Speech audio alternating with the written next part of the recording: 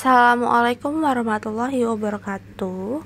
Halo teman-teman, hari ini kita akan belajar bahasa Indonesia yang berjudul teks narasi cerpen. Masih dengan saya, Rizky Noprianita. Berdasarkan jenis ceritanya, paragraf atau teks narasi digolongkan ke 4 bentuk paragraf nih teman-teman. Nah, yang pertama ada narasi ekspositoris, yang kedua ada narasi informatif, yang ketiga ada narasi artistik, dan yang terakhir ada narasi sugestif. Nah, untuk itu mari kita bahas satu persatu ya teman-teman, supaya kita tahu cerpen ini termasuk ke dalam paragraf yang mana.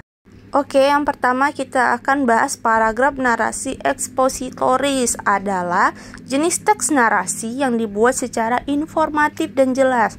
Nah, jadi teman-teman biasanya di teks narasi ini menceritakan kehidupan seseorang dari awal dia hidup hingga kematiannya, atau yang sering kita kenal dengan biografi.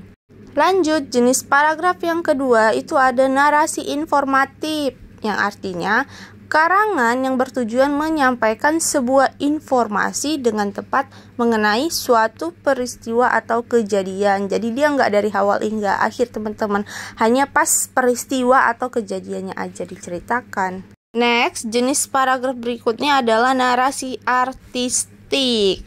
Jenis teks narasi artistik ini digunakan untuk memberikan hiburan kepada pembacanya dan memberikan pengalaman menarik dalam membaca. Masuk ke jenis paragraf yang terakhir, itu ada narasi sugestif.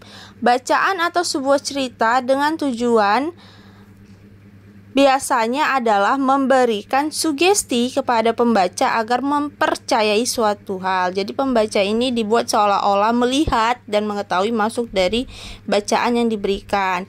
Nah, jadi teman-teman, cerpen ini termasuk ke dalam paragraf narasi sugesti. Baiklah teman-teman, sekian pembahasan kita pada hari ini. Jangan lupa dikerjakan soalnya di aplikasi Setara Daring dan tetap semangat.